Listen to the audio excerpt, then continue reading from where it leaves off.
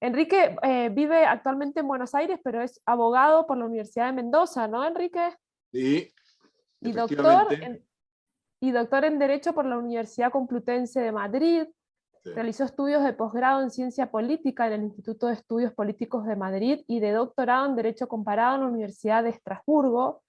Es profesor titular de las cátedras de Teoría General del Derecho y de Sociología en la Facultad de Derecho de la Universidad de Buenos Aires. Es académico de honor de la Real Academia de Legislación y Jurisprudencia de España y miembro del American Law Institute. Preside la Fundación de Investigaciones Económicas y Sociales y la consultora especializada en investigaciones sociales aplicadas.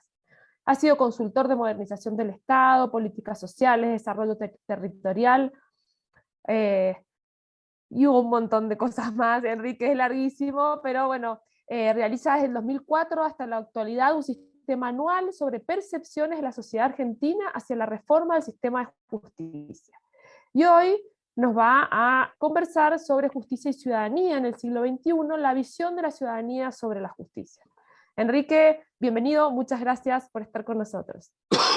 Bueno, muchísimas gracias, Celina y Giancarlo, y a todos por la invitación nuevamente, y además he tenido la ventaja de poder escuchar hace un momento una exposición, igual que el año pasado, estupenda, en muchísimos sentidos coincidente con cosas que yo voy a tocar.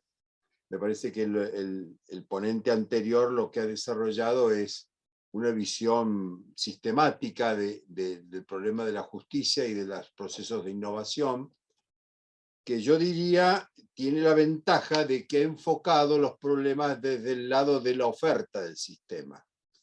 El CEJA y todas las reformas de la justicia en general, las reformas han tenido varias etapas en América Latina y en la Argentina. Casi todas ellas se han centrado mucho en la oferta, son supply side reforms, son reformas que se hacen desde la oferta, es decir, la planificación, la calidad, esta idea que hemos visto perfectamente desarrollada hace un momento, nos muestra una visión desde la oferta.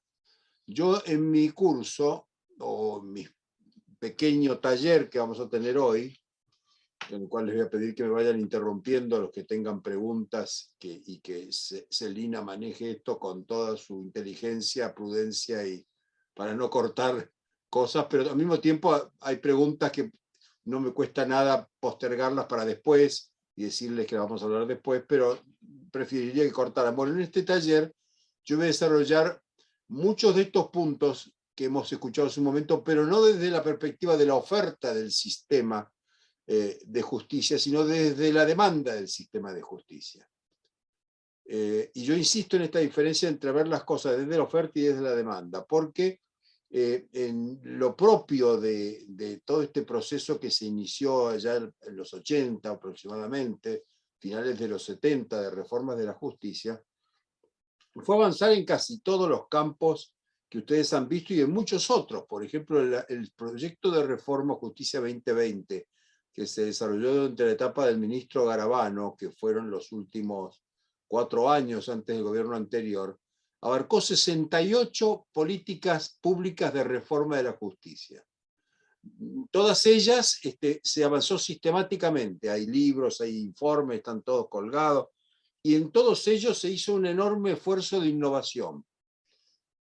Ahora bien, esto ha ocurrido en toda América Latina desde hace por lo menos 40 años que estamos, mediados de los 80, cuando la primera reforma de la justicia procesal penal que le encargó Alfonsina Binder, por ejemplo, se inició en ese momento. Ha sido un proceso continuo de reforma y creo que tiene una enorme continuidad incluso el proceso, a pesar de que cada gobierno que viene trata de iniciar de nuevo las cosas.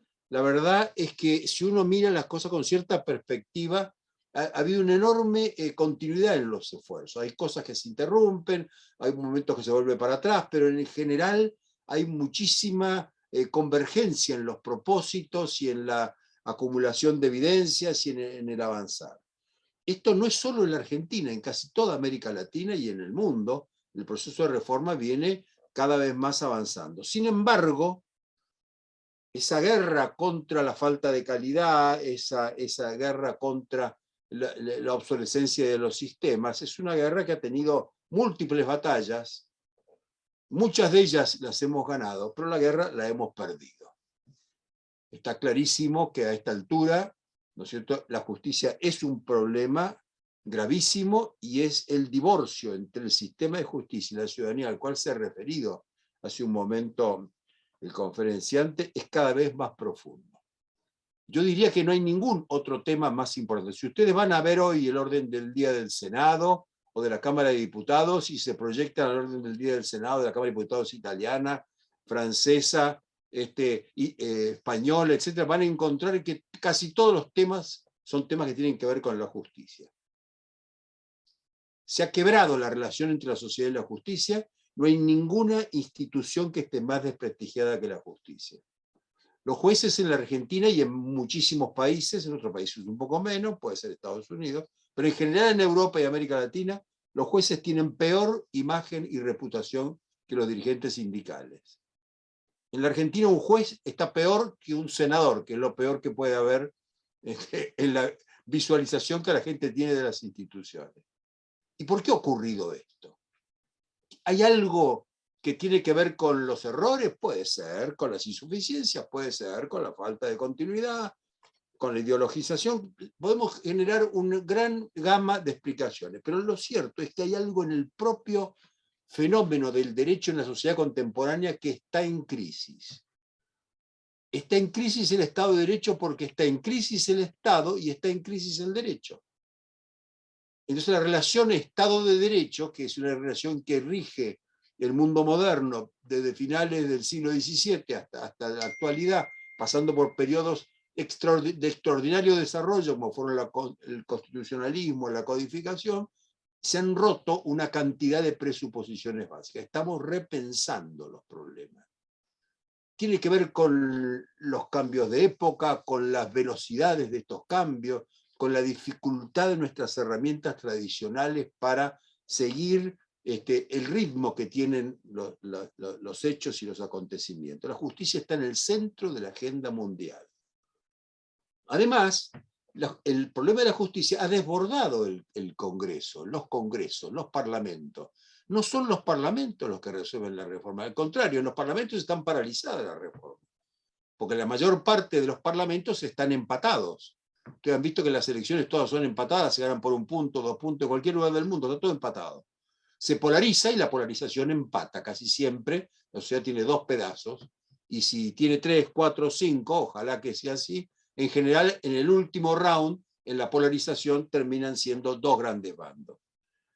Fíjense, por ejemplo, que cuando ha venido la crisis de la pandemia, se ha iniciado un proceso extraordinario de recuperación de las economías, basado precisamente en una intervención muy fuerte del Estado. En Estados Unidos ha sido muchos planes Marshall, y en Europa, la Unión Europea generó todo un proceso de asistencia a los países, y este proceso de asistencia que está empezó el año pasado, tiene enormes dificultades y asincronías, en lugares avanza y no avanza. Y lo que no avanza son las condicionalidades para el desembolso de las ayudas económicas. Y entre las condicionalidades de los desembolsos de las ayudas económicas, ocupan un lugar fundamental las reformas de la justicia. Hay 2 reformas que la Unión Europea le tiene planteado a los países, y los países que avanzan en los desembolsos son países que van resolviendo estas 2 reformas. Una es la reforma laboral, es la reforma del trabajo, y otra es la reforma de la justicia. No sé si ustedes acá, ustedes son 320, bueno, 320 tiene que haber 150 hogares que son italianos, ¿no es cierto? Seguro. Bueno, los que sean italianos, esta semana les llegó, vence hoy o mañana, el referéndum. Acá lo tienen, ustedes lo han visto, las hojas del referéndum, llegaron a las casas, todos los que están, que tienen la nacionalidad italiana les ha llegado esto. Y si no, ahí están mal respondiendo, Enrique, ahí están ¿Cómo? diciendo que sí. Ahí están respondiendo por el chat que sí, algunos. No todo el mundo, la mitad de ustedes tiene esto en la casa, ¿no es cierto? Entonces, este referéndum, que ya han llegado varios, el que vence hoy son 4 referéndums populares. Votan millones de personas en Italia y en Argentina y en todo el mundo. Los italianos que están en todo el mundo votan hoy o mañana 4 referéndums populares, no, perdón, los 4 no, 4, sí, son 4 referéndums populares. Los 4 se refieren sobre el sistema de justicia. Está constantemente los países europeos preguntando por la justicia. No se habla de la economía, ni del tipo de cambio, ni de la exportación, ni de la importación, ni de la emisión. Se habla de la justicia. Lo que condiciona el avance es la reforma judicial. Y la reforma laboral, hay países que no están avanzando, y los países que no están avanzando están paralizados. No puede continuar un esquema de relaciones laborales como el que se vivió después de la Segunda Guerra Mundial. La Argentina es un caso extremo de obsolescencia, ¿no es cierto? Pero en casi todos los países la reforma es muy profunda. ¿Por qué? Porque no puede haber ayudas económicas que funcionen, que reactiven, que innoven y que modifiquen realmente la situación de todos los habitantes y que favorezcan los principios fundamentales del derecho y de la igualdad y de la proporcionalidad y de la racionalidad y de la equidad, etcétera, si no hay reformas profundas en los mercados de trabajo y reformas profundas en la justicia. No los voy a aburrir con este referéndum, pero si alguno está en su casa, mírenlos, son todos muy sofisticados, se les preguntan a la gente cosas que la gente común no sabe, pero se les explican detalladamente. El sí o el no tiene que ver con explicaciones que le vienen por online, que vienen en muy interesantes manuales y piezas informativas que los ayudan a ustedes a elegir. Los países que están a la cabeza son los países que precisamente han avanzado más en las reformas laborales y en la de justicia. Italia es un caso, puse el ejemplo italiano porque es un caso extraordinario. Italia ha puesto en marcha la reforma actual de la justicia, que es la reforma Cartabia. Marta Cartabia es una famosa jurista italiana que fue presidenta del Superior Tribunal, de la Corte Constitucional, y que aceptó al ministro actual Draghi bajar de la presidencia del Tribunal Constitucional y ser ministra de Justicia. Puso en marcha una reforma que está basada básicamente en desbloquear el empate parlamentario a través de referéndums populares, donde la gente vota. ¿No te gusta 2/3? ¿No juntaste los 2/3? Bueno, referéndum. ¿Sí o no? Entonces ha roto, digamos, los bloqueos de los partidos que impedían funcionar. ¿Qué es lo que pasaría en la Argentina con el número de miembros de la Corte, con la creación del Ministerio Público, con el Defensor del Pueblo? Todos esos temas paralizados los resuelve con referéndum populares. En este momento está en el Senado, ustedes habrán visto, un proyecto de ley para reformar la ley de consulta pública, lo ha propuesto el kirchnerismo. La oposición se pone enfrente porque dice con ese criterio vamos a empezar a hacer modificaciones que no se pueden hacer, y efectivamente el kirchnerismo va a avanzar, y en todos los países está pasando lo mismo, en una flexibilización de las condiciones para las consultas populares, porque la consulta popular se ha convertido no solo en algo útil, sino algo imprescindible en reformas institucionales profundas que solo pueden avanzar si vota la gente. La dirigencia política, las instituciones políticas están paralizadas. Entonces, la justicia es un problema, la justicia es una guerra, la guerra la estamos perdiendo, la está perdiendo la democracia, el divorcio entre la justicia y la sociedad es cada vez mayor, y nos tenemos que preguntar por qué, qué es lo que pasa. Por el lado de la oferta, tenemos una mejora extraordinaria en la oferta. La verdad que los avances que se están haciendo en las reformas legales, en las reformas organizacionales, en la revolución de la calidad, en la incorporación de las nuevas tecnologías, en yo diría, el extraordinario impacto de la innovación sobre la gestión judicial, no cabe duda. Realmente son avances prodigiosos. Sin embargo, hay algo que no funciona. Yo voy a tratar en esta clase, que es una clase corta, pero les he dejado un PowerPoint que no lo voy a pasar porque no los quiero aburrir. O sea, cuando termine esta conferencia, termine de hablar yo y las preguntas de ustedes, pueden ir al campus y ahí van a encontrar entero este PowerPoint. Todo lo que voy a decir está allí escrito sistemáticamente y con todo detalle. O sea que el que quiera no tomar notas, no tome notas, porque lo tiene todo allí. Y el que quiera, y no se pongan a fotocopiar la pantalla porque no va a salir en la pantalla nada más que mi cara. Entonces, esta crisis que existe entre el sistema de justicia y la sociedad se plantea en un contexto nuevo.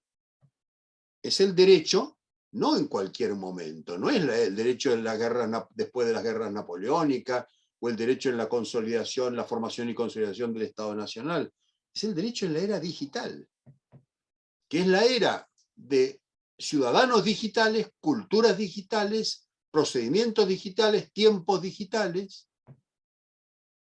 Digitales, ustedes saben, viene de digit.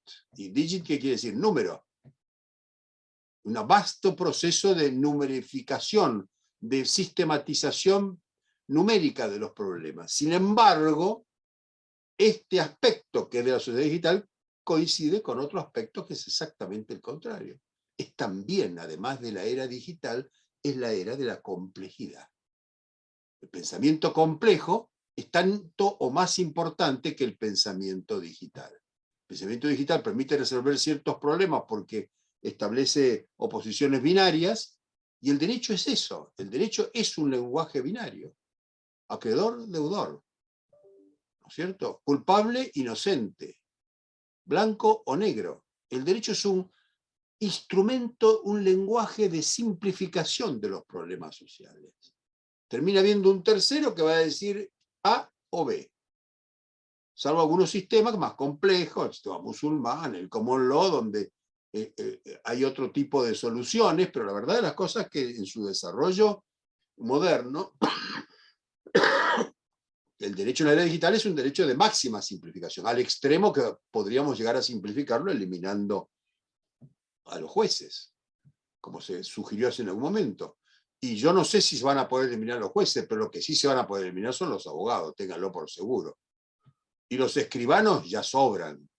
No veo cuál es el lugar de los escribanos con la era del blockchain. Pero de todas maneras quiero decir que la sociedad digital elimina actores y elimina procesos. Lo que pasa que al mismo tiempo el mundo es cada vez más complejo. El derecho, además de un instrumento de simplificación de los conflictos y de las realidades y de los problemas, es también un elemento, un instrumento de gobierno de la complejidad. Y a eso nos vamos a referir en esta charla, es decir, esta especie de choque que existe entre la vocación sistemática y de simplificación que trae el derecho y la vocación compleja que genera mayor complejidad que también trae el derecho. Esto es lo que está en conflicto y esto es lo que no podemos resolver. En las facultades de Derecho tenemos este problema gravísimo. Seguimos enseñando las disciplinas con un criterio como a finales del siglo XIX, principios del siglo XX, y no estamos en condiciones de hacernos cargos de los problemas más complejos. Ustedes han mencionado en la charla anterior, sobre todo en las preguntas, me gustaría volver sobre eso, no ahora, pero sí al final, sobre el tema de los métodos alternativos de resolución de los conflictos o de las controversias, los MARCs, métodos alternativos de resolución de controversia, que son realmente la otra justicia, la que está ocupando un espacio cada vez mayor en el mundo. En ciertos países está en retroceso. América Latina ha tenido enormes dificultades para avanzar en los MARCs. Lo dijo el ponente hace un rato, es un gran fracaso. Y es un gran fracaso porque el derecho tradicional, muy corporativizado, muy vinculado al poder, muy politizado, se ha defendido de los MARCs. En la Facultad de Derecho de la UBA, por ejemplo, el año pasado, en el nuevo plan de estudios, que no fue muy profundo, simplemente para adoptarnos a los requisitos de la CONEUC, volvió a desaparecer la mediación. Y desaparecieron departamentos, cursos, posgrado, y fue a parar todo a 2 o 3 bolillas que nadie va a dar en el derecho procesal. Los procesalistas son enemigos mortales de los MARCs. Otro sector de juristas enemigos de los métodos alternativos son la gente de concursos y de quiebras. Nosotros tuvimos ahora un decano que ahora se fue, que era profesor de concursos precisamente. Y el vicedecano también. Bueno, ahí desaparecieron los MARCs, porque hay ciertas zonas del derecho muy reactivas contra la conciliación, contra el arbitraje, contra la mediación y sobre todo la mediación comunitaria. Es decir, son conflictos que están ocurriendo producto de este conflicto entre la vocación sistematizadora y simplificadora y la vocación complejizadora que tiene el derecho. Yo en el en estas pocos minutos que vamos a tener, me gustaría ver cómo está funcionando este conflicto. El derecho en la era digital, que es el derecho en la era de la tecnología digital y de la ciudadanía digital, y el derecho en una época de transformación profunda de sus funciones sociales tradicionales, o sea, el derecho como un instrumento de gobierno de la complejidad. ¿Qué quiere decir gobernar la complejidad? ¿Qué es la complejidad? Por supuesto, esto merecería una materia, ¿no? Pero no puedo más que decirle 3 o 4 cosas que quiero que tengan. Gobernar la complejidad es gobernar la contingencia, lo que puede ser de una manera o puede ser de otra manera. Es decir, prepararnos para tomar decisiones con márgenes cada vez mayores de riesgo, con márgenes cada vez mayores de ignorancia y sobre procesos que son imprevisibles. Cuanto más sabemos, más ignorantes somos. Cuanto más aprendemos, más conscientes somos de lo poco que sabemos. Esto es una cosa fundamental para los que están estudiando los problemas de la sociedad digital. Cuanto más sabemos, menos sabemos. En los años 70, por ejemplo, los lógicos y los filósofos analíticos de mi facultad, hoy, la UBA, yo vivía en Mendoza en aquel momento, y en los años 80, toda la filosofía analítica descubrió, ¿no es cierto?, la inteligencia artificial, antes de la inteligencia artificial. La lógica deóntica, todos los esquemas esos, partían de la base de que se dominó el razonamiento jurídico, mucho antes de que existieran las máquinas. Lo que pasa es que cuando llegaron las máquinas, llegaron los datos. Y entonces todos esos razonamientos, cuando le entraban los datos, y los datos no son cualquier cantidad de datos, los datos son inmensos, inabarcables. Reventó todo ese mecanismo, no puede funcionar. Vayan a buscar un libro sobre semántica en alguna librería, son todos de los años 60, sobre epistemología, son de los años 60, 70, se han paralizado las disciplinas, las ciencias de la mente han desplazado el resto de las disciplinas que había generado la lingüística y la lógica en aquellos años. ¿Y qué es lo que lo rompió? Los datos. En una cantidad y en una calidad tan abrumadora, tan inabarcable, que obligan a pensar las cosas. O sea, gobernar la complejidad es gobernar la contingencia. Lo que puede ser de una manera puede ser de otra manera, porque los datos van cambiando. Significa que no hay razones terminantes que den seguridad de conseguir un objetivo, o que una vez que conseguido ese objetivo sea el correcto, o que no hacer nada de esto nos va a llevar a un resultado u a otro. No estamos seguros.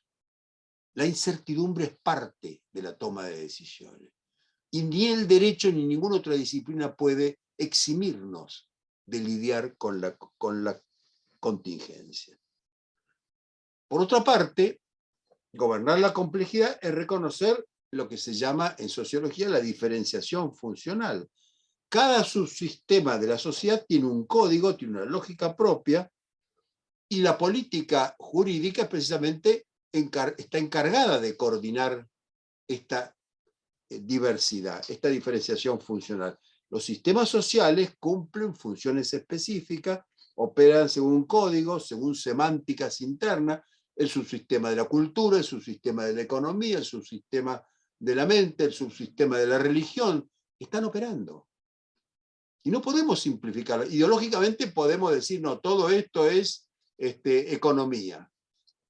El hombre es un ser racional que optimiza sus posibilidades. El homo economicus. Ese paradigma del homo economicus no tiene casi hoy margen. El análisis económico del derecho, por ejemplo, que en Mendoza se cultivó muy profundamente, hay una facultad que se dedica al análisis económico del derecho nada más que a eso.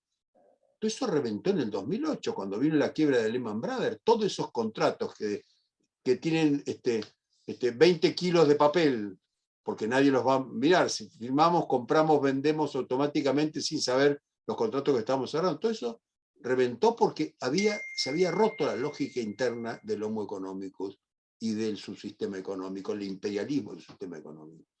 Hoy entonces, gobernar la complejidad es hacernos cargo de la contingencia, lo que puede ser de una manera o de otra manera, y también de la diferenciación funcional de estos sistemas. Esto implica que el derecho es una disciplina, al igual que en el derecho romano, o que en las épocas fundacionales del derecho, es una disciplina de control, que desarrolla sensores, controles que permiten administrar las externalidades positivas y negativas. El derecho es una disciplina de control. ¿Y qué quiere decir de control? Vamos a verlo en este curso. Gobernar la complejidad implica reconocer la interrelación, la interdependencia entre acontecimientos, actores, acciones, estructuras que son funcionalmente diferentes. Por más que un juez quiera ver blanco y negro, no es blanco y negro. Y no es definitivo. Y esto es un dato que desafía a las nuevas tecnologías, que lo que tienen es una síntesis entre tecnologías de la información y al mismo tiempo de la comunicación y al mismo tiempo de la decisión.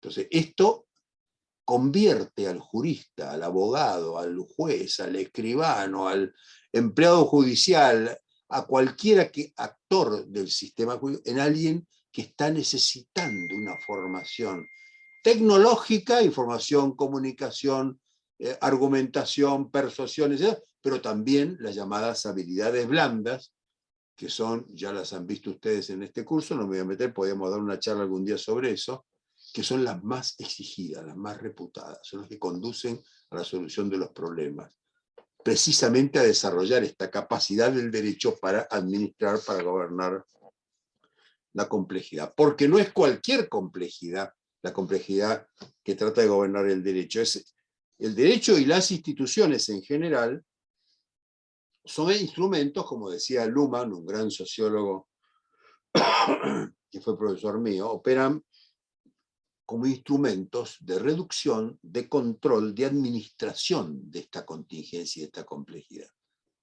Tenemos que manejarnos, tenemos que resolver, estamos obligados a juzgar. En consecuencia, tenemos un instrumento que por un lado simplifica esto, pero por otro lado nos pone ante la ignorancia supina que tenemos a la hora de simplificar. Pero es un instrumento que lo que busca es sofrenar, mantener la rienda corta, conocer mejor, justificar, motivar las decisiones que tenemos.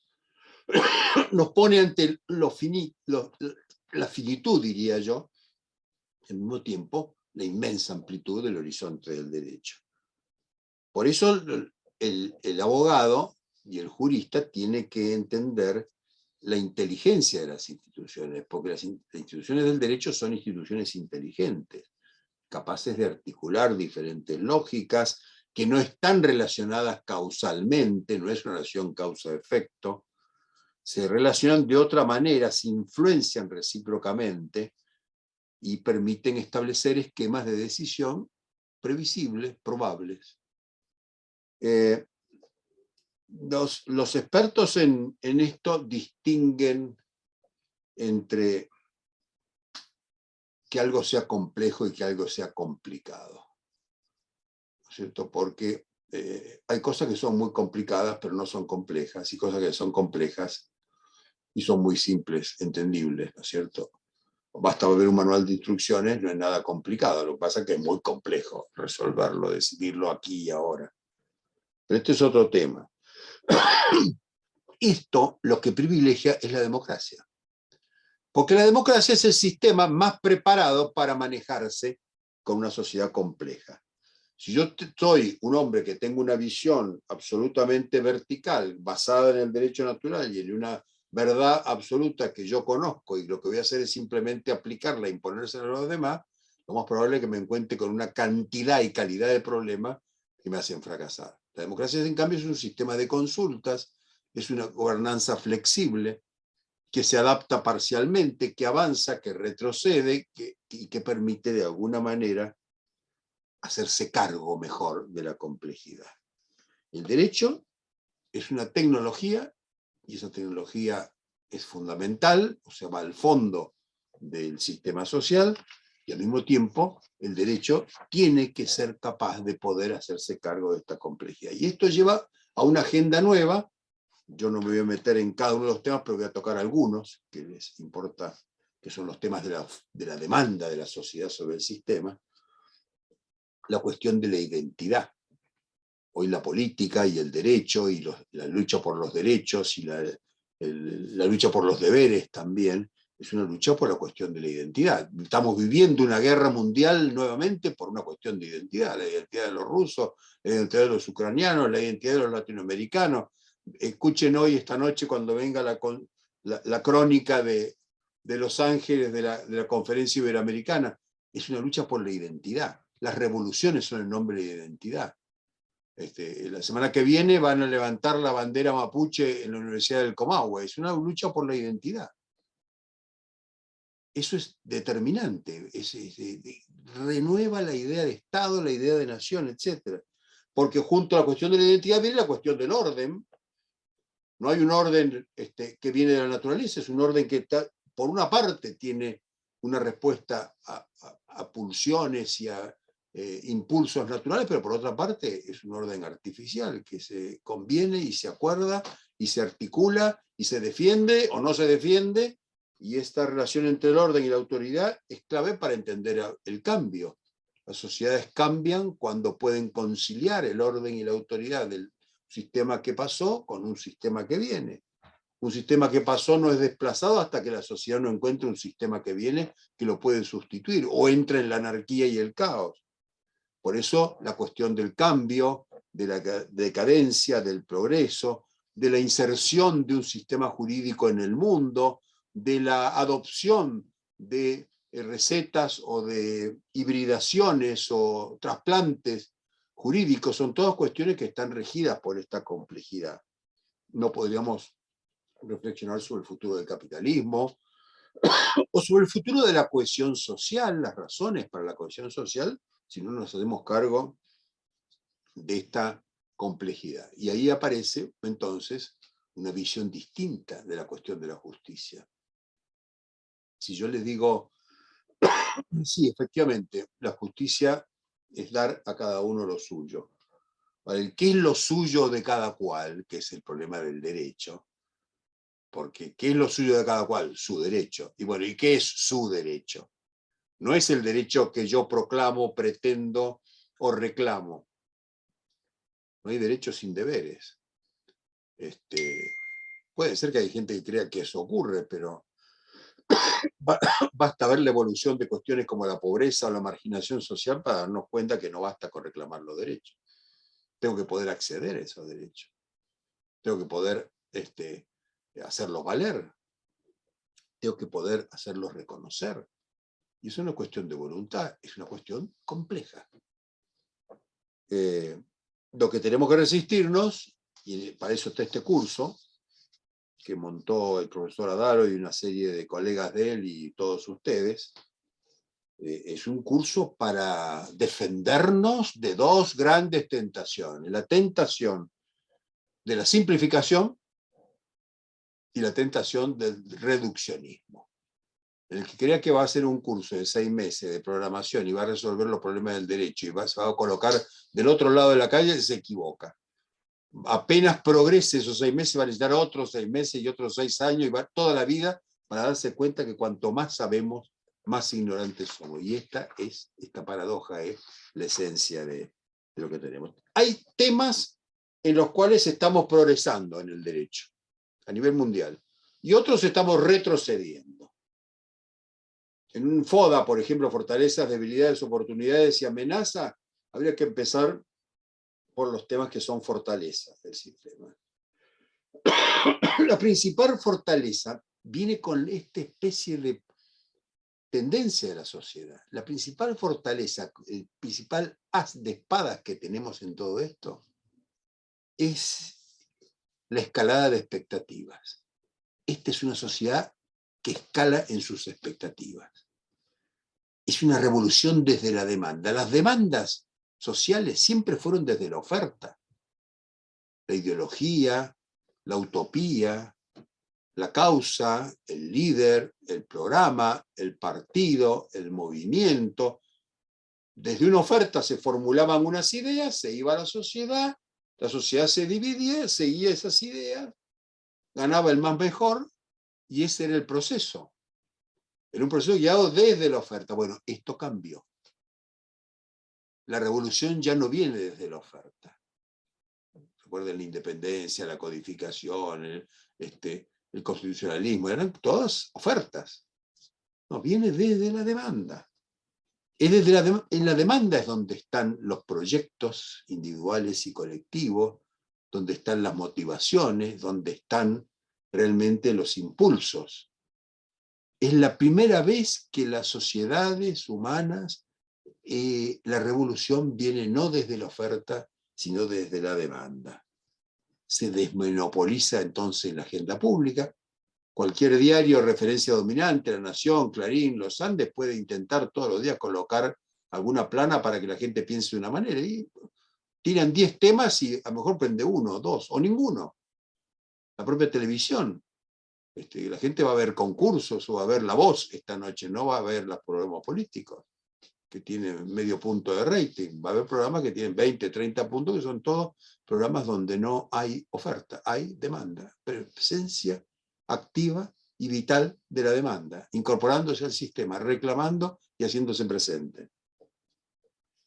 Esto genera gobernanza multinivel, ya no basta con el líder y con el partido, la mayor legitimidad viene en los gobiernos locales. En todo el mundo los gobiernos locales tienen más prestigio que los gobernadores y los gobernadores que los presidentes. Pero en cualquier lugar, vayan a Estados Unidos, vayan a Europa, donde quieran, lo que quieran es una vuelta y una recuperación de lo local. La política y el derecho y la judicatura y la legislatura se renuevan de abajo hacia arriba. Allí está la gente joven, allí está la gente independiente que se incorpora a la vida pública, abajo, no arriba. Puede ser que aparezca de pronto una eminencia que diga yo voy a ser político y voy a ser presidente, no sé, Manes, por ejemplo, ahora quiere hacer eso. Pero en general, donde ustedes ven que la cosa se mueve aquí y en la China, es desde abajo hacia arriba. Fíjense lo que ha pasado en Chile, por ejemplo, con el sistema político y el sistema judicial y el sistema constitucional. En Chile están discutiendo la naturaleza jurídica del agua. La presidenta de la convención es una dirigente mapuche. Desapareció la concertación. No hay ningún partido político que tenga más de 3 diputados. Llegó a la presidencia un líder estudiantil. Vamos a ver cómo le va cuando venga el referéndum constitucional. Y el maestro Castillo en Perú. El domingo vota Colombia. Desapareció el sistema de partidos políticos de Colombia que desde los años 50 regulaba la vida de Colombia. Hay un líder guerrillero contra un viejito que hace campaña desde el TikTok. Y cualquier lugar que vayan, eso es así. Hay países que se van recuperando más fuerte, porque los países europeos están integrados, pero está todo en el aire. Gobernanza multinivel, descentralización, desconcentración, regeneración de abajo hacia arriba, recambio generacional.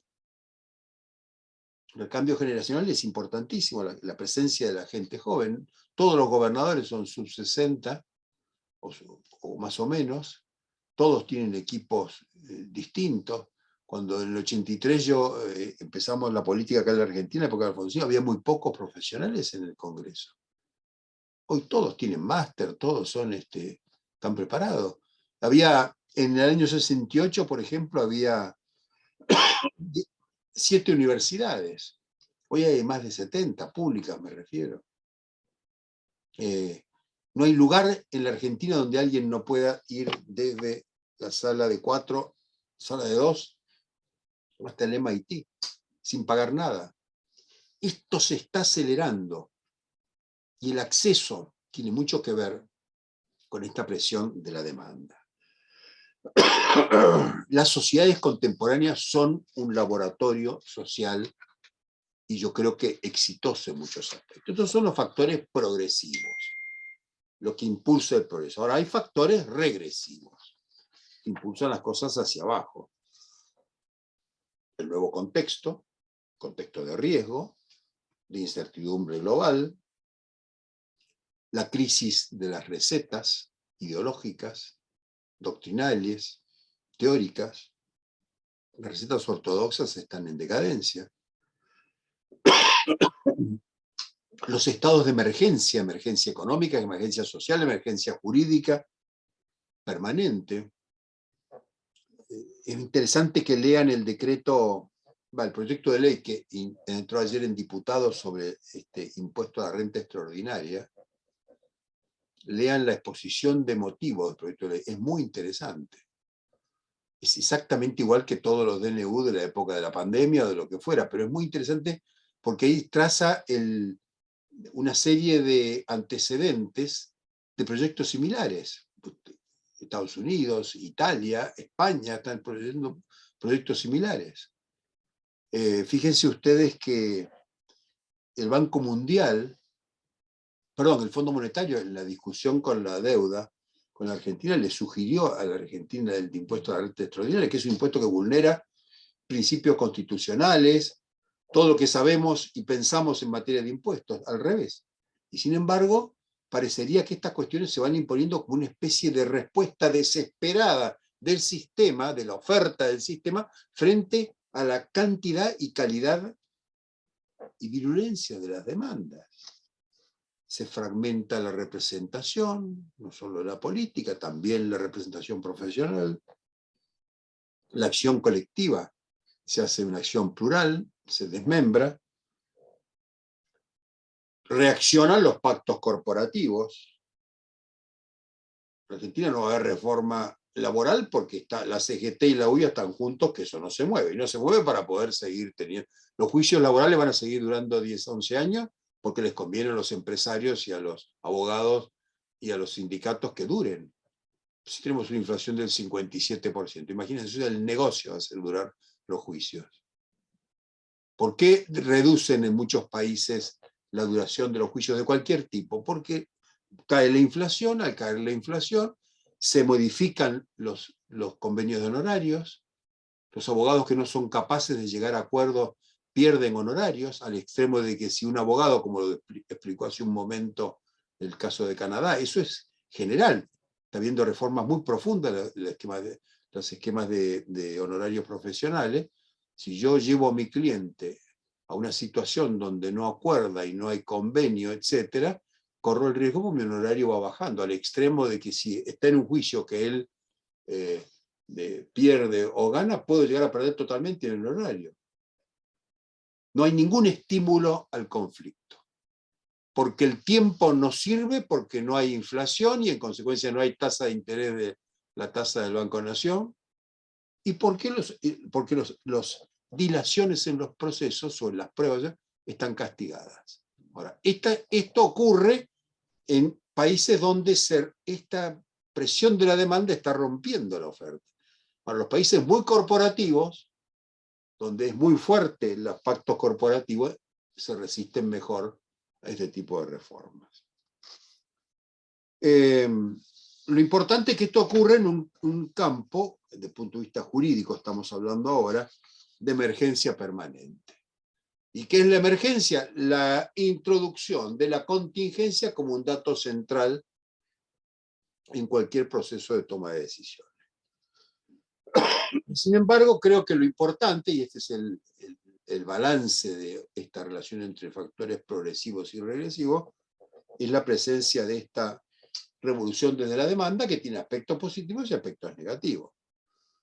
Aspecto positivo, bueno, los poderes salvajes, como dice Luigi Ferrajoli, el famoso penalista y filósofo político italiano, que tiene un libro precioso para leerlo, pequeño, se llama Poderes Salvajes.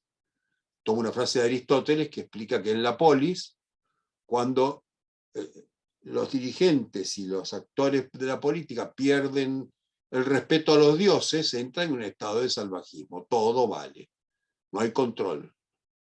No se sabe a dónde se va, se pierde el sentido de orientación. Y cuando el liderazgo de una sociedad pierde el sentido de orientación, la sociedad se defiende. ¿Y cómo se defiende? Con la recesión, no jugando, no apostando, no invirtiendo, no participando. Una sociedad que tiene miedo, y ese miedo lo que hace es ir diluyendo y erosionando la cohesión social.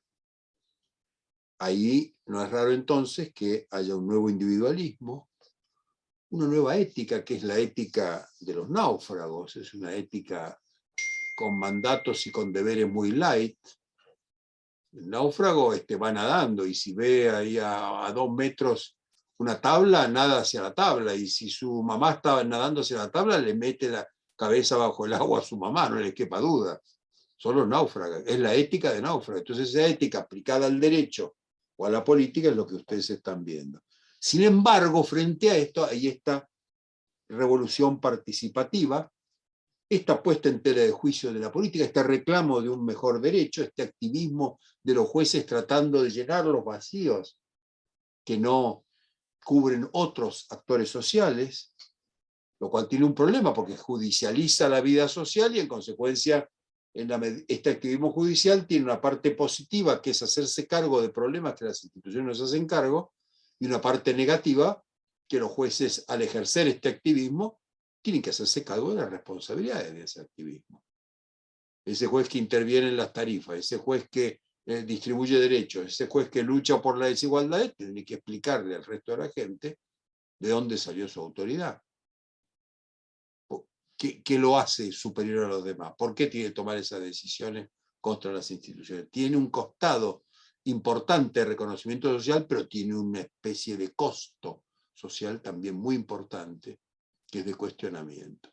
Porque a un líder ungido por la democracia no le preguntamos, no nos gusta, no lo votamos, pero sabemos de dónde viene su poder. Ahora, ¿cuál es el poder del juez o de la jueza? ¿De dónde viene? La politización de la justicia resuelve problemas de la sociedad, pero al mismo tiempo es muy difícil que pueda soslayar los costos. Por eso el costo fundamental es esta erosión en la confianza del sistema de justicia. El balance está saliendo mal. ¿Y por qué está saliendo mal? Porque hay cosas que reformar. ¿Y qué cosas son las que vamos a ver en este curso? Tenemos 20 minutos, ¿no? Sí, ¿Cuánto tenemos? Enrique, exacto. quedan 20 minutos. Quedan 20 minutos. Bueno, Enrique, entonces, ¿te puedo hacer una pregunta con respecto a cómo todas. venís con el Pedí que desarrollo? interrumpieran. Sí, es una pregunta solamente conforme a lo último que has dicho, que me gustaría por ahí que lo profundizaras, ya que el colectivo que tenemos es bastante judicial y demás. Contanos un poco el tema del activismo judicial que decís vos, que hiciste referencia recién. Se dice, y ustedes han escuchado muchas veces, que el siglo XIX fue el siglo de los parlamentos, el siglo XX el siglo de los presidentes, y el siglo XXI será el siglo de los jueces. La justicia, por muchas razones que tienen que ver con la naturaleza de este proceso que estamos tratando de describir, la justicia tiene una relación con el derecho mucho más presente, mucho más viva, mucho más responsable, diría yo, valga la palabra, con el derecho. Es decir, el juez no puede mirar para otro lado. El legislador mira para otro lado, no importa. Él se hace valer en las elecciones cada 4 años o 2 años. El juez está involucrado, está comprometido. La ética del juez es una ética no de náufrago, es la ética de alguien que tiene que hacerse cargo en el naufragio. Entonces, esto lleva a que tenga que ocupar vacío. La naturaleza, decían los físicos clásicos, tiene horror al vacío. O sea, el vacío que produce la falta de liderazgos personales, el vacío que se produce como consecuencia de la crisis de representación, de la crisis de participación, de la calidad de la vida política, vamos a decir, del hundimiento o la declinación de la confianza en ciertas instituciones, del reclamo de mayor democracia y de democracia directa. Estos referéndum, por ejemplo, dejan a un ciudadano absolutamente activo, no va a esperar 4 años para votar, está harto, tiene posibilidad de votar, ¿y quién lo llama a eso? Y la jueza Cartabia lo llama. El referéndum se lo mandan los jueces que están gobernando. Es decir, entonces este activismo tiene que ver con cubrir ciertos vacíos.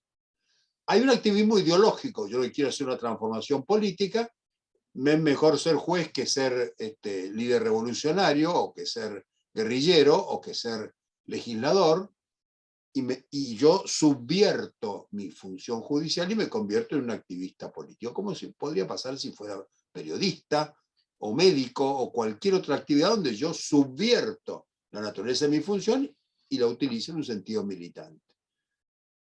Ahora, también hay muchísima gente que no subvierte nada, simplemente sale a resolver problemas que la sociedad le plantea. Atiende esta revolución. Pero eso tiene costos, porque la imagen que nosotros tenemos del juez es una imagen de un poder contramayoritario.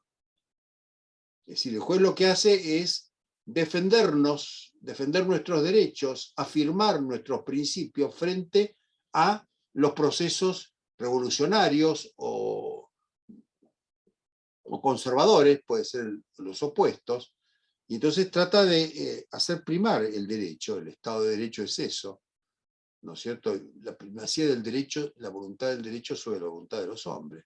Ahora, eso tiene costos. Tiene costos porque no tiene un cable a tierra, no tiene le ponemos a la justicia, le enchufamos a miles de voltios. Hay una sobrecarga de demandas a la justicia, el default del resto de las instituciones sobrecarga la responsabilidad de la justicia, le exige cosas que la justicia no puede dar. La gente le pide a los jueces cosas que nadie puede dar, a nadie se le piden. Se les pide a los jueces verdad. ¿Quién mató a María Marta García Belsunce? ¿Dónde están mis hijos? ¿Dónde están mis nietos? Le pedimos a los jueces la verdad. Y los jueces no dan verdad. Los jueces dan justicia en el mejor de los casos. ¿Y qué es la justicia? Una dimensión de la verdad, un aspecto de la verdad. Pero esa justicia se produce después de una decisión y una motivación que está mediada por el sistema judicial y el sistema procesal. Yo no puedo resolver por mí y ante mí como me da la gana. Tengo que ver las pruebas. Hay verdades contra verdades que se oponen en el juicio. Hay buenos abogados que te convencen de cosas desastrosas y malos abogados que hacen perder causas justas. Y el juez no puede saltarse sobre eso. Hay un límite. Tiene una cantidad de facultades y de destrezas y de habilidades y de un campo de actividad propia, pero no puede innovar absolutamente. Está sometido al derecho. Y el derecho tal vez no en el sentido de legislación, sino al derecho en un sentido amplio. Hay tradiciones jurídicas, hay precedentes, hay doctrina, hay un sentido común. El derecho es ante todo un sentido común socialmente difundido. Entonces el activismo judicial rompe con este sentido común. Se arroga una responsabilidad. Bueno, tiene las ventajas y el prestigio de arrogarse ese papel, pero tiene también el costo de tener que pagar los platos rotos o las cosas que no funcionan. O el no poder proveer en esta escalada de expectativas lo que la gente le pide. La gente le está pidiendo cosas absolutas. Está pidiendo que solucione los problemas de las tarifas, que solucione los problemas de la vida común. Quiero vivienda, quiero mis derechos, quiero vida, quiero agua, quiero cosas que, bueno, yo soy el juez, soy la jueza. No puedo. Pero sobre todo hay un reclamo de verdad. Se le pide al juez que diga del derecho cuál es la verdad. Y el derecho está preparado para muchas cosas, menos para la verdad en el sentido ontológico de la palabra. Está preparado para una verdad, la verdad jurídica objetiva, claro que está preparado. Pero no es cuestión fácil, porque es una verdad que sale de este proceso de complejidad, contingencia, más todo lo que hemos hablado.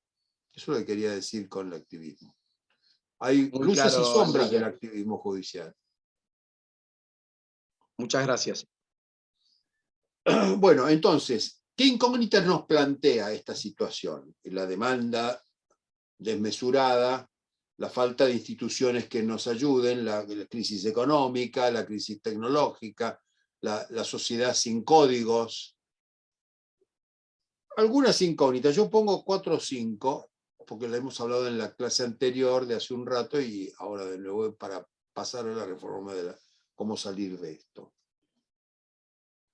Primera incógnita que se plantea es a partir de la declinación del nivel de calidad institucional de las decisiones sociales. Las decisiones sociales son decisiones imperfectas, con información imperfecta y con propósitos imperfectos de seres imperfectos, partidos imperfectos, instituciones imperfectas. Hay un ruido, hay una basura en las instituciones, producto de las cosas que las instituciones arrastran. declina el nivel de calidad institucional. Si le aplicáramos a las decisiones legislativas, judiciales o del Ejecutivo las condiciones de calidad que le aplicamos a nuestra vida cotidiana, muchísimas cosas no soportarían. Nosotros nos tomamos la educación de nuestros hijos o la salud o algunos aspectos muy importantes con mucha mayor seriedad de lo que nos tomamos las decisiones colectivas. Les toleramos a las decisiones colectivas un nivel de imperfección complicado. Este es una incógnita. ¿Cuál es el límite de esto? Porque hay un límite que surge rápidamente por la falta de confianza y por el rechazo y por el mirar hacia otro lado de la sociedad. La segunda gran incógnita es a dónde va la legalidad. La ley ha dejado de ser la expresión de la voluntad general. Los procesos legislativos son procesos dudosos, son procesos opacos, son procesos que la política nos pone frente a realidades cada vez más imperfectas. Cuando uno dice, bueno, acá lo importante es respetar las leyes, nos preguntamos, bueno, ¿y la ley es respetable? ¿Es respetable el proceso que generó esta ley? ¿Es respetable el acuerdo a que llegaron en la Comisión de Labor Parlamentaria y después en ese plenario que no se hizo? Si la ley pierde autoridad, deja de ser una expresión de la voluntad general, producto de una deliberación responsable, transparente, frente a todos nosotros, casi no hay deliberación. La ley se impone desde unos hacia otros, y lo más probable es que si uno no le puede imponer una ley a otro, quede empatado, y las leyes siguen a veces paralizadas durante décadas. Nosotros, porque en 1988 tuvimos la última ley de coparticipación federal y no hay más leyes de coparticipación. Dios nos libre de la ley de coparticipación, porque si la ley de coparticipación lo que hace es hacer aterrizar este sistema tributario, nos preguntamos, bueno, mejor reformemos primero el sistema tributario y después veamos cómo distribuimos. Es decir, hay reformas que se van postergando porque menos mal que no tenemos que distribuir lo que hay. Otro aspecto, otra incógnita que se le plantea al derecho es la fragmentación del sistema de fidelidades ideológicas y políticas, la crisis de las ideas generales.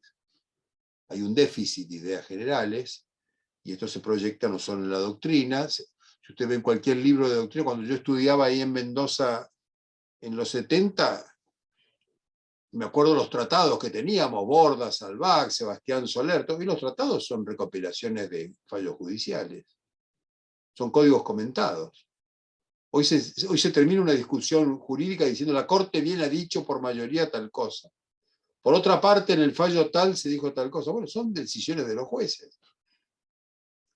Los libros jurídicos en la Argentina y en todo el mundo son cada vez menos construcciones importantes, responsables del derecho en su conjunto. Son casi siempre comentarios apresurados y rápidos de reformas judiciales uno detrás de otras. Ustedes ven un libro de derecho civil hoy, es básicamente un comentario del código en 12 tomos del Código Civil y Comercial.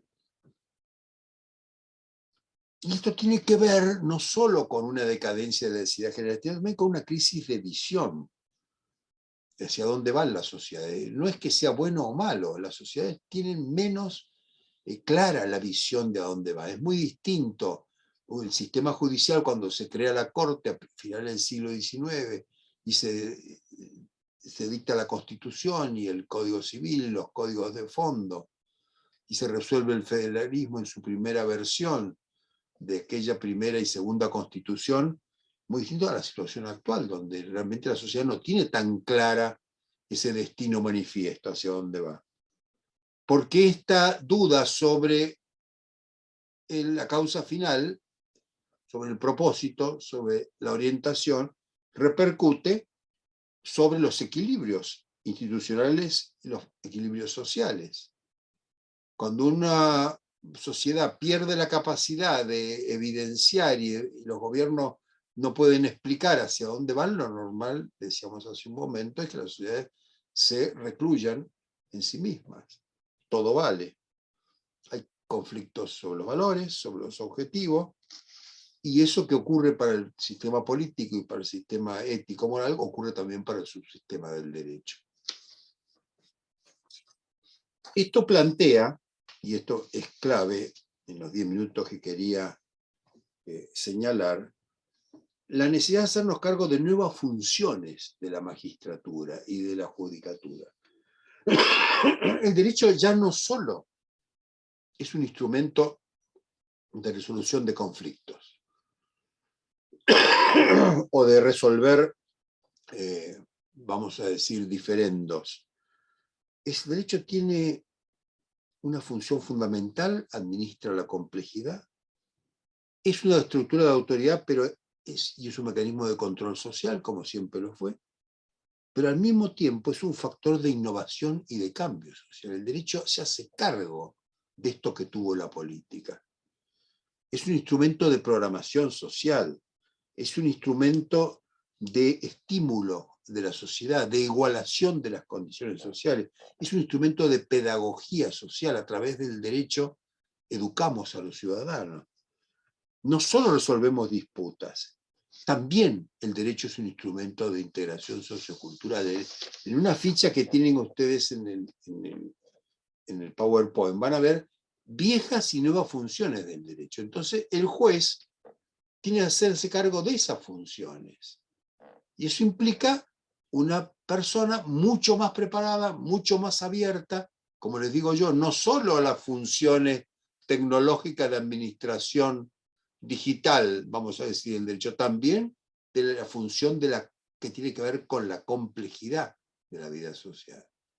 El juez y el abogado y el jurista en general tiene una obligación de desarrollo de su profesión mucho mayor que otras disciplinas, porque tiene que resolver 3 funciones que ahí señalo y explico que son fundamentales. El derecho ha vuelto a ser una vez más, como fue en el derecho romano y en el derecho medieval, un instrumento de consenso, de construcción de consensos, de concertación de esfuerzos sociales, de cooperación entre los sectores sociales y de certificación de esos consensos, de esa concertación, de esos acuerdos.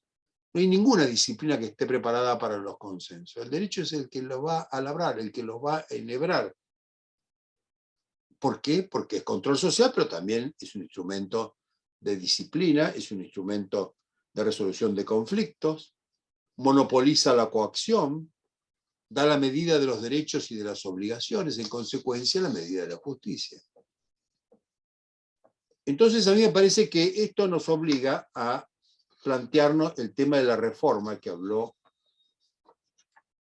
el profesor uruguayo con tanta detalle, como un tema prioritario. Si ustedes van a cualquier parlamento del mundo, los temas de justicia están en el orden del día. Miren el orden del día de hoy, mañana, vean el boletín oficial del Senado y diputados mañana y van a ver, de lo único que se discutió es sobre justicia.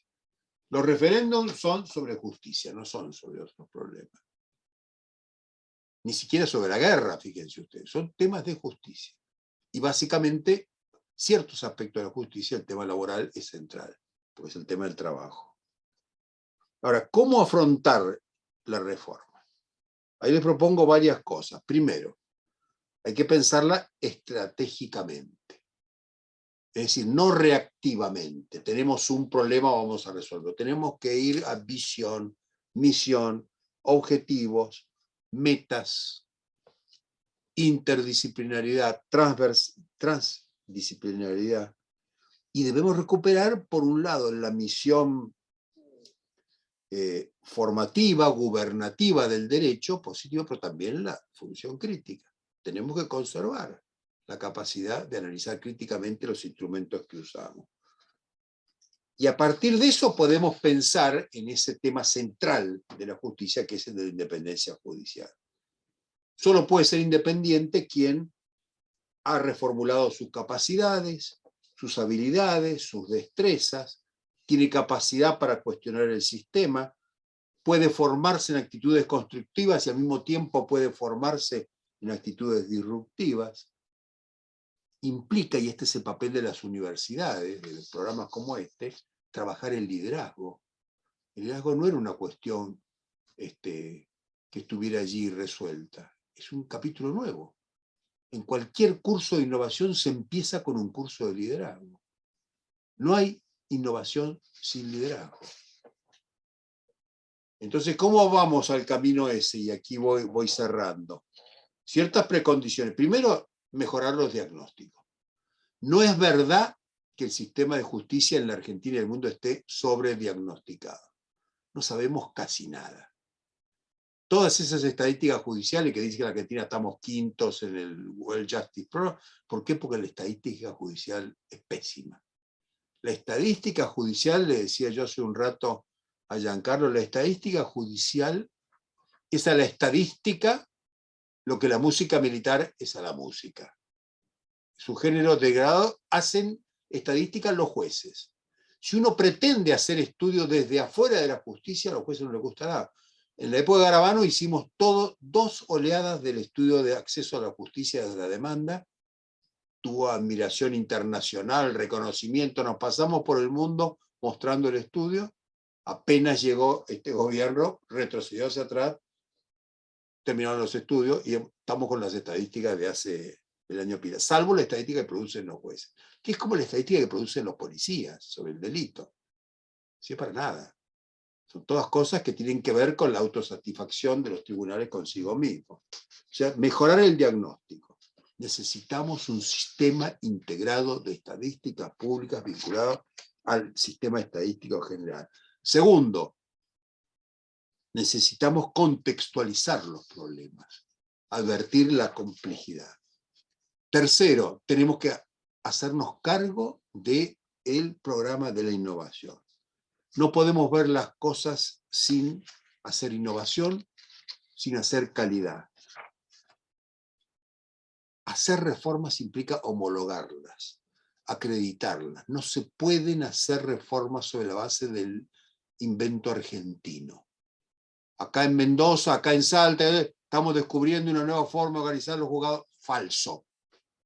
Las reformas tienen que avanzar sobre la base de programas o pasos que están homologados, que se pueden acreditar, que se pueden comparar, que tienen estudios de impacto, impacto ex ante y ex post.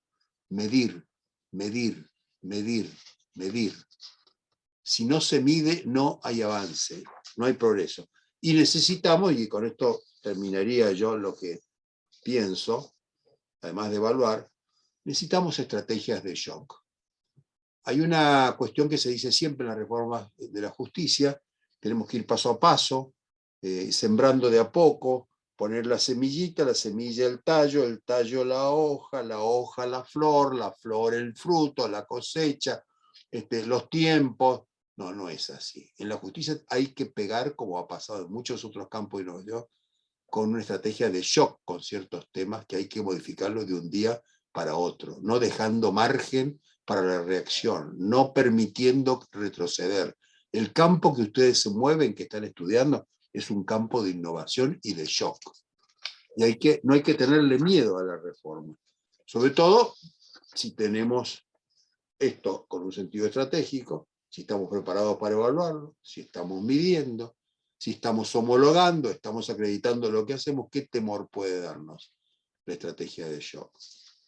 Bueno, esto es, en el corto tiempo que uno tiene, una presentación de las relaciones entre sistema de justicia y sociedad, un intento de explicar por qué esta complejidad hace que las cosas no sean fácilmente solubles. Vamos a tener que convivir con esta dificultad, con la contingencia, con la incertidumbre, con la falta de confianza. Igual tenemos que seguir avanzando. No podemos esperar que se reconstituya mágicamente todo eso. Se va a reconstituir si le encontramos de nuevo el rumbo a las cosas, si sabemos a dónde vamos. Y sobre todo si podemos comunicarle a los demás que sabemos a dónde vamos y los invitamos a que nos acompañen. Bueno, quedan 3 minutos para preguntas y lo que quieran. Enrique, ha sido fantástica, la verdad, la disertación, la verdad que es muy enriquecedora. venimos con una línea cierta nosotros en la diplomatura, en herramientas digitales y en habilidades blandas, y creo que esa visión tuya, interpoderes y vinculado a la sociedad, me parece que nos enriquece y nos lleva también a nosotros a Bueno, pensar lo que he desde otra buscado, mirada. Giancarlo, lo que he Sí. buscado es provocar, como habrán visto. Sí, sí, sí, que es lo que nos gusta, la verdad, porque es lo que te despierta las entrañas intelectuales y lo que te hace movilizarte y llegar hacia otro lugar. Me parece, no sé si yo represento lo que piensa el colectivo, pero me parece que a mí me es interesante y son las que más me gustan, cuando me despiertan esas entrañas y me hacen poder volver a pensar todo de nuevo. Así que la verdad, Enrique, nada, ha sido una maravilla. Te estamos súper agradecidos y la verdad que siempre un honor y un placer tenerte acá en la diplomatura, en esta segunda edición, y esperemos también tenerte el año que viene acá con nosotros. Por supuesto, el abrazo del doctor Adaro, que está de viaje a la distancia, y bueno, Giancarlo, nada, sí. Ahí acabo de está. llegar. Hola, Mario. Hola Enrique, hola. Bueno, disculpen porque estoy con el teléfono recién llegado, pero no quería perder la oportunidad de agradecerle a Enrique. Debo decir una confesión en casi público, un montón de la comunidad de la diplomatura.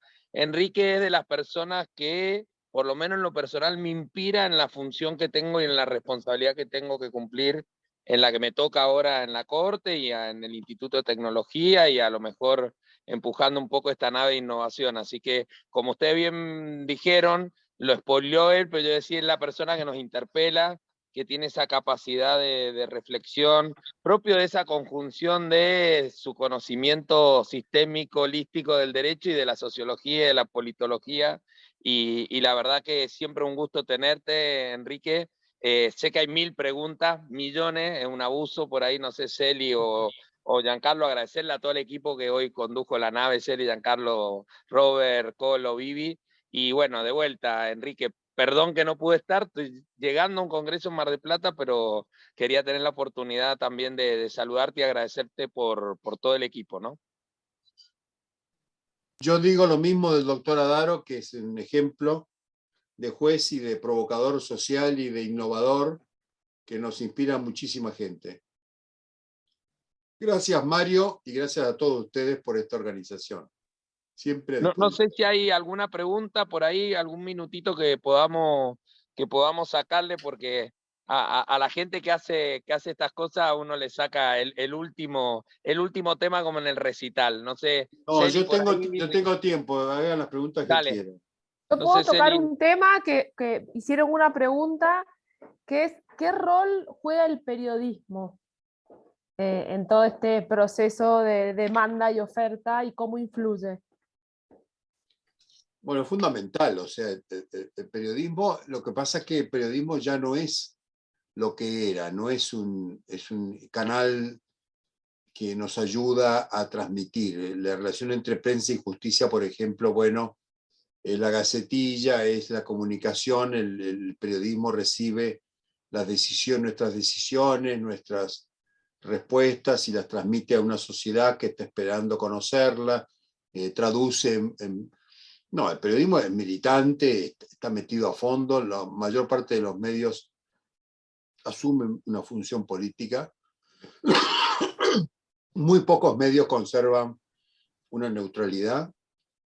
Todos los medios en el mundo han desarrollado complejos departamentos judiciales, ya no es alguien que se dedicaba a andar por los tribunales y publicaba las sentencias, tienen tesis, se convirtió en un actor dominante, un actor complicado, porque como todos los actores sociales, tiene una pretensión también de verdad.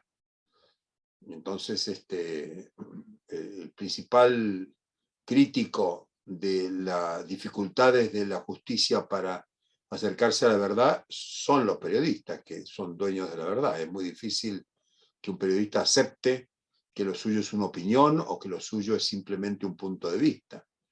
Normalmente, si ustedes miran las páginas, ustedes miran un diario, por ejemplo, como Clarín o como La Nación, de 20 páginas, 22 páginas todos los días, 18 son sobre temas, conflictos judiciales, judicializados o conflictos políticos que ellos judicializan.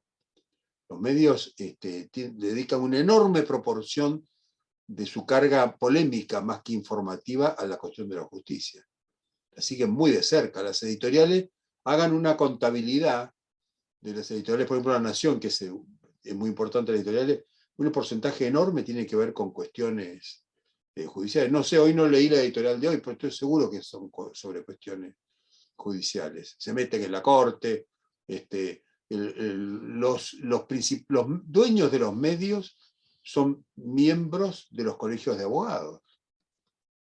Los colegios en Buenos Aires, tanto el colegio público como el privado, está lleno de gente del periodismo que son además miembros de los colegios de abogados.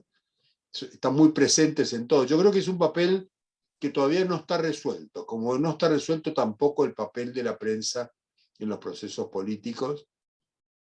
Son todas esferas que se han ido superponiendo unas con otras, que le falta una tarea de clarificación y depende mucho de todos nosotros la posibilidad de lograr nuevos equilibrios, porque es una relación desequilibrada, pretenciosa. Los jueces quieren usar a la prensa. Yo siempre les digo a los alumnos que me preguntan, ¿no? Y dígame, doctor, ¿qué es un mafioso? Bueno, vayan, miren la televisión a la mañana y vean ese abogado que sale y dice, confío en la justicia, ese es un mafioso. Ese es un mafioso. O sea, la utilización el lawfare, que podemos dedicarle a algún seminario especial, el lawfare existe, no es de uno sobre otro. El lawfare está presente, la idea de usar la justicia para agotar, hacer atajos políticos. Eso ha sido siempre así. Cuando Urquiza prohíbe el desapoderamiento de bienes 2 veces en la Constitución, lo hace porque están queriendo juzgar a los rosistas y quitarle todo. Y eso se hace a través de la justicia. Hay un libro extraordinario que se ha publicado ahora. No tengo acá el título. Incluso el libro no lo tengo a mano, pero lo publicó la Academia el anteaño pasado. Irina, no me acuerdo el apellido, es un nombre no común. Que es un libro que analiza los conflictos judiciales entre 1806 y 1820. ¿Irina Hauser, no? No, ese es una periodista, no. Ese es otro nombre. Ya te voy a pasar para que se lo pase. Ese libro que está editado por la Academia de la Historia, en la Feria del Libro se difundió ahora. Es un libro que narra los conflictos, la judicialización de los conflictos políticos entre 1806 y 1820.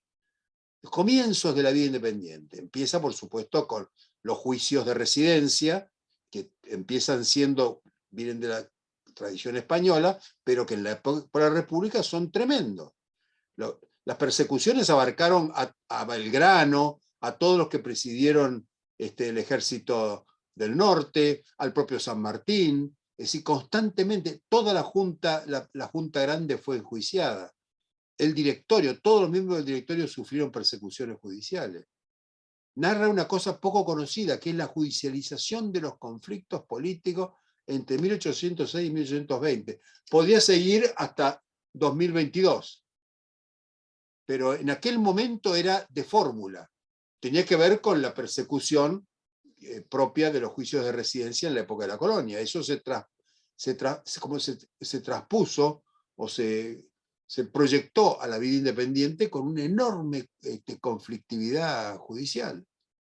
Ese libro es muy interesante porque nos narra el momento en que nace lean el Martín Fierro o cualquier cosa que ustedes lean, ahí lo van a ver la imagen que del juez tiene el criollo. Y toda la música y la literatura de la independencia. El juez está en el medio de todo. La discusión sobre hacete amigo del juez, no le dé de qué quejarse, que siempre es bueno tener palenque donde rascarse. La visión que tiene la literatura argentina desde los comienzos del sistema de justicia y sus relaciones con el poder político es una relación muy interesante. Muy interesante. Y nos explica por qué la desconfianza de la gente hacia la justicia. Porque es una cultura que socava al derecho. El derecho lo ve como del poderoso, el derecho lo ve como algo ficticio, lo ve como una construcción artificial. Y el derecho no se ha defendido mucho de esto, porque las peleas y las corporativas entre los jueces y los abogados, yo tampoco he hecho mucho por construir. En Estados Unidos, por ejemplo, eso nos lo explicó una de las miembros de la Corte que estuvo, esta señora puertorriqueña, ¿cómo se llama? Que vino hace unos años. La Corte dedica la mitad del tiempo de todos los años de cada miembro de la Corte a andar por el mundo explicando cómo funciona el Estado de Derecho, el papel de la Corte y generar. Se publican todos los años libros, memorias, historias de los jueces de la Corte indicando la ejemplaridad y el celo con que se defienden las instituciones y se explican. Nuestra tarea fundamental, nos explicó ella, es gran parte, además de juzgar, es explicarle a la sociedad cómo funciona esto y la importancia central que tiene la Corte en la conservación de la República Constitucional Norteamericana. Hay sociedades como la norteamericana que le han dedicado a esto muchísimo. Los ingleses es lo mismo. Cuando vino hace unos años el presidente del Colegio de Abogados de Inglaterra, le hicieron un reportaje y le preguntó el periodista de Página 12, ¿cómo se dice inseguridad jurídica en inglés? Y contestó, no se dice. No es un tema que tengamos. No hay ningún juez de Court of Appeal, que son las cortes a la cual pertenece a Daro, digamos, las Court of Appeal federales norteamericanas, que haya habido un caso de prevaricato. Recorran los tratados a ver si encuentran algún caso. No los hay. Es decir, son expertocracias que se han desarrollado con un celo extraordinario defendiéndose de sí misma, constantemente depurándose y cultivando la ejemplaridad. Se puede. Hay otros que no. Hay otras sociedades que son mucho más fascistas, que hacen de la justicia un instrumento para liquidar a los adversarios, para desapoderarlo de los bienes, para reventarlo y meterlo preso al adversario. Es la tradición mediterránea esa, claro. Enrique, Genial, te hago una Enrique. acotación. Mira, A ver, Mario. sí. Sí, que ahí han puesto No en el sé si chat. hay alguna pregunta, pero yo... Tonia Sotomayor. Sí, ahí sí, en Sotomayor es Midway. la jueza americana. No, lo que quería consultarte, por ahí suena muy minimalista para la profundidad de Enrique, pero preguntarte, ¿a qué dos cosas, de cara a los desafíos del futuro, a qué dos cosas, pongo dos para hacerlo más sintético, ¿no? ¿A qué dos cosas nos tenemos que ocupar o tenemos que abordar los poderes judiciales y qué dos cosas tenemos que dejar de hacer los poderes judiciales de cara al futuro, ¿no? Yo creo que lo primero que deberían hacer los jueces es tomar estas técnicas de innovación, de calidad, de mejora continua, de estadística, en el estado en que están en el resto de la sociedad. No generar una seguridad, vamos a decir, porque lo hacemos nosotros. La estadística nuestra es la confiable, la calidad nuestra es la calidad, la innovación es la innovación, el liderazgo es el liderazgo. Ir hacia la sociedad y ver, porque la sociedad argentina tiene una enorme capacidad de innovación. Nosotros somos líderes en resolución de conflictos, en muchos campos. Entonces, si los jueces se abrieran a la sociedad y buscaran de esas disciplinas en el estado de desarrollo que tienen, que es muy grande, nos beneficiaríamos notablemente. Por ejemplo, la informática. ¿No es cierto? Un banco compra 10 sucursales de otro banco, el viernes cierra el banco, el lunes está abierto el banco y la informática funciona perfecto. Y la inteligencia artificial y todo. ¿Por qué la justicia no puede tener un sistema? ¿Por qué la informática judicial es una informática que tarda años y años de modelos, estafas, idas, venidas? Todavía empezamos la informatización de la justicia electoral, por ejemplo, hace 40 años. Todavía no tenemos acceso no tenemos digitalizada los papeles. Hay que ir abajo a lo que son esas bibliotecas. ¿Por qué es eso? Cualquier bancucho le compra 10 sucursales en la Patagonia a otro banco y modifica el sistema informático en un sábado y un domingo. Con error cero, porque los bancos no se equivocan. Se pueden equivocar los empleados de los bancos, pero ¿se dan cuenta? O sea, el primer tema es ir a la sociedad y recoger todas estas disciplinas en el estado en que se encuentran, que es un estado mucho más desarrollado. Porque el movimiento de la calidad, la Argentina es líder en mejora continua desde hace 40 años. Los argentinos figuran a la cabeza de todos los procesos de calidad en gestión empresaria, etc. ¿Por qué no tomar algo de eso? ¿Por qué empezar de cero siempre?